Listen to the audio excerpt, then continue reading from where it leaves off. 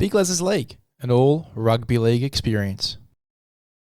Hello and welcome back to Big Lez's League, and all a rugby league experience. I'm your host, Big Lez. We're going to be going through the rookies to watch for the Melbourne Storm, the Cronulla Sharks, and the Manly Seagulls. The last episode was the Titans, Warriors, and Tigers. The following episode after this will be the Sydney Roosters, the Canberra Raiders, and the South Sydney Rabbitohs. We've got a lot of rookies to get through in this series. In this particular episode, though, we got 4 rookies from the Melbourne Storm. We've got 4 rookies from the Cronulla Sharks, and we've got 5 rookies for the Manly Seagulls. So definitely a jam-packed episode for you guys to watch. We'll start off with the Melbourne Storm.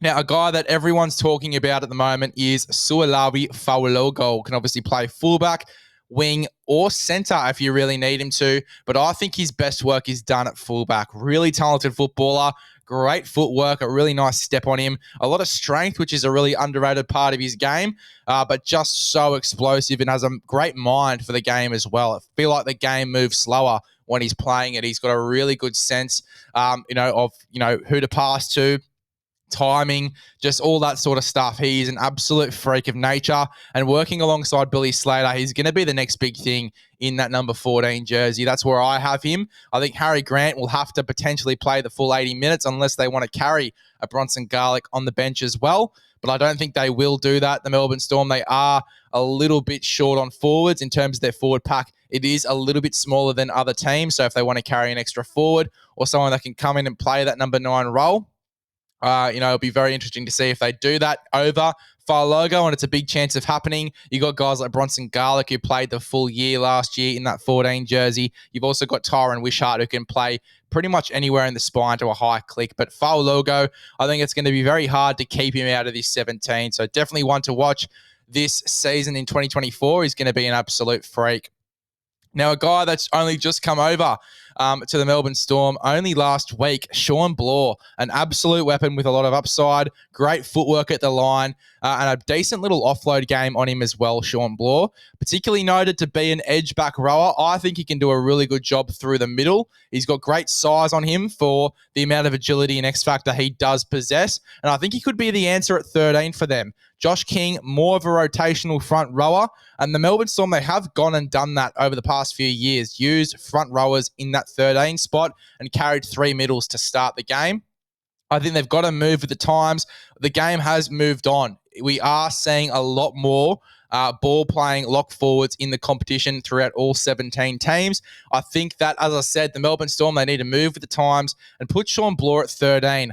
Not many people would agree with that, but I think that's the way to go for the Melbourne Storm going into this year. So Sean Bloor, he would be my lock forward, and I think that he will end up either there or in the back row to start for this Melbourne Storm side. I think he's going to be the perfect addition and exactly what they need in terms of the intensity in their team. A very intense and agile forward with a lot of upside. We haven't seen the best of Sean Bloor, that's for sure. Definitely one to watch there. Back row lock forward, Sean Bloor. Now, another guy that can slot into the back row, and I think might get a spot in this 17 off the bench just because of the size he possesses along with the X Factor. Joe Chan had a very successful season in Q Cup. His side went to the grand final as well against the South Sydney Rabbitohs. Just lost, but he was a big part of them going so well and keeping the game so close. Joe Chan, definitely one to watch going into this season. A great offload. He almost plays like an oversized centre over there in the back row. His best position is on the edge. I don't know if I would have him in the middle, although if they do carry him on the bench, he's definitely big enough to play that role, potentially in a 13 jersey as well.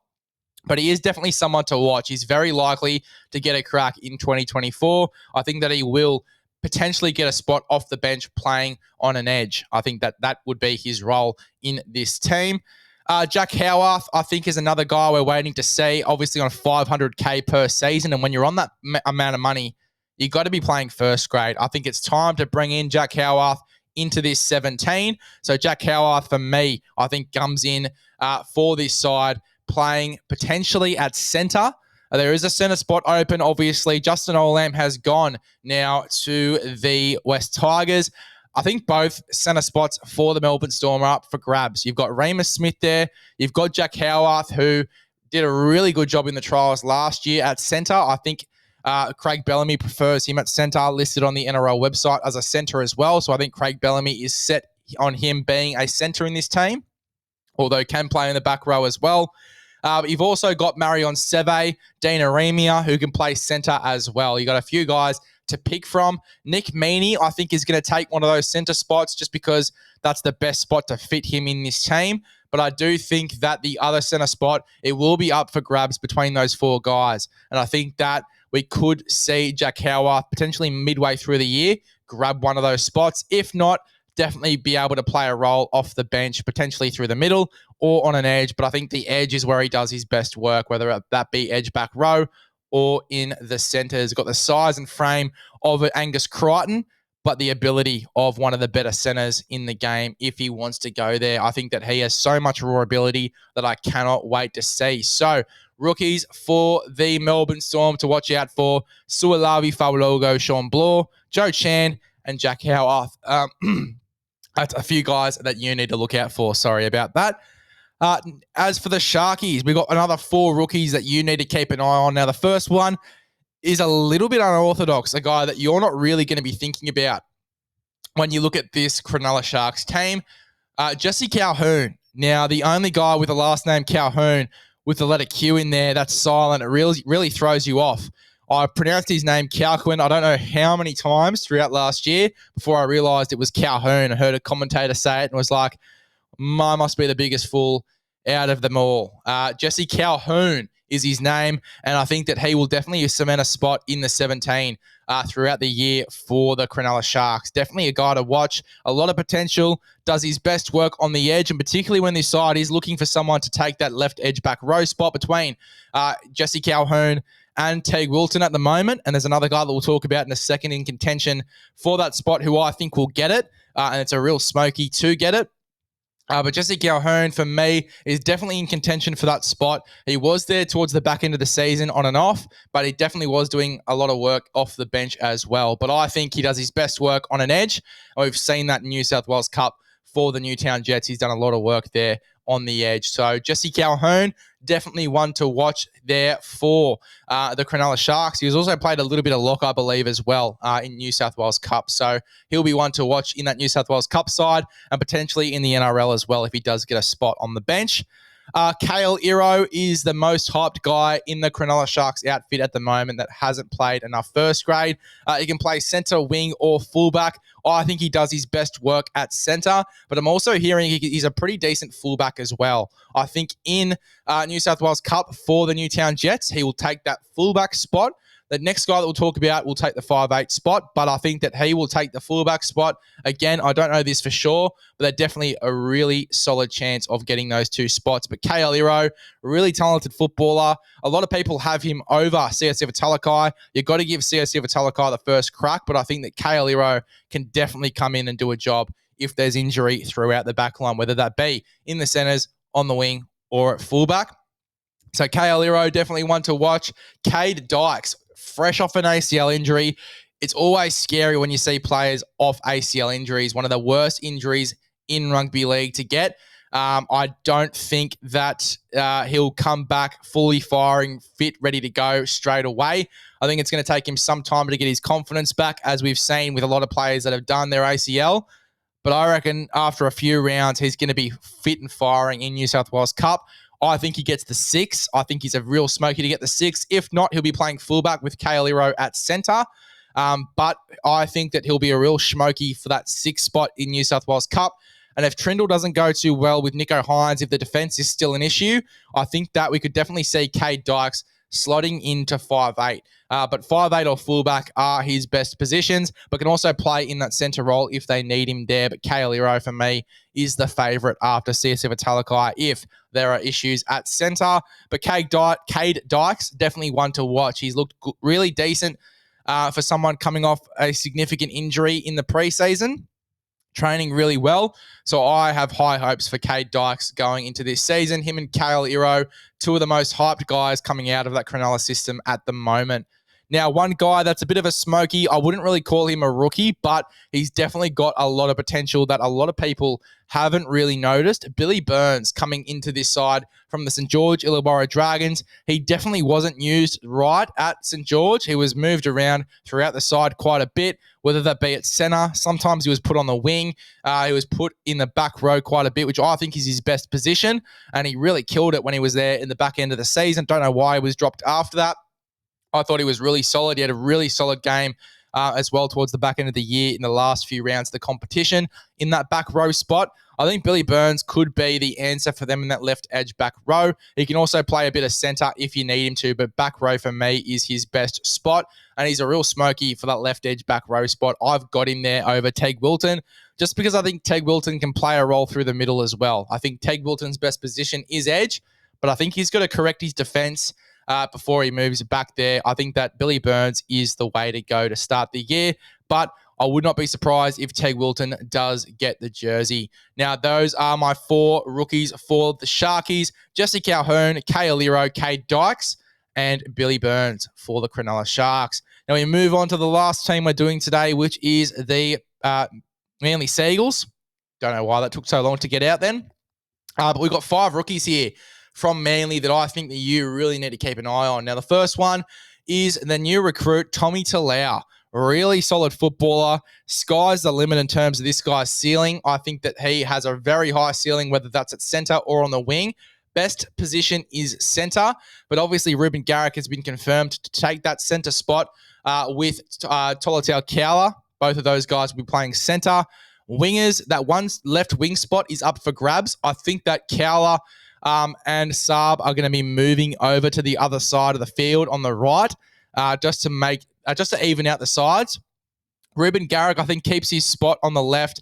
It really depends on who else is on the left-hand side of the park, whether it is Jackson Paulo or whether Tommy Talau does get a crack. I think that Tommy Talau has a big chance of getting a spot in this team. As I said, really high ceiling on Tommy Talau.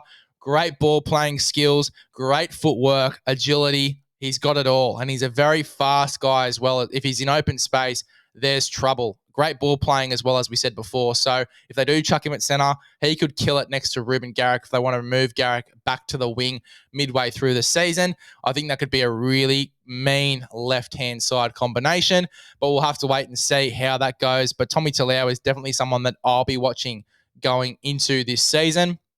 So Tommy Talau is one. Jamie Humphreys and Gordon Chan Kum Tong, 2 hookers that you need to be watching going into this coming season. Gordon Chan Kum Tong, he will take the 14 jersey with Lachlan Croker starting at 9. But Jamie Humphreys, he'll be there playing 9 in New South Wales Cup just in case there's an injury in that number 9 role. Really solid, 2 really solid dummy halves. Gordon Chan Kum Tong came in towards the back end of the season and did a really good job in that number 9 role. Jamie Humphreys, really talented number 9 as well. So they've definitely got some depth in terms of dummy halves. I think that both of these guys are a shot at first grade throughout the year. Gordon Chan Kum Tong more so because he will be in that 14 jersey. But if there's injury, Jamie Humphreys will be the guy that comes in for sure. Really solid ball playing skills, some great service from Jamie Humphreys as well, and a solid defender from what I'm hearing as well. So Jamie Humphreys, a real shot at coming into this side if there's injury, but Gordon Chan Kum Tong will be in the team for the 2024 season. He'll be there in that number 14 jersey. Now, someone that a lot of people are forgetting is in this Manly system that I do rate. I think he's had a really shocking past few games, but I do rate him in terms of his ceiling.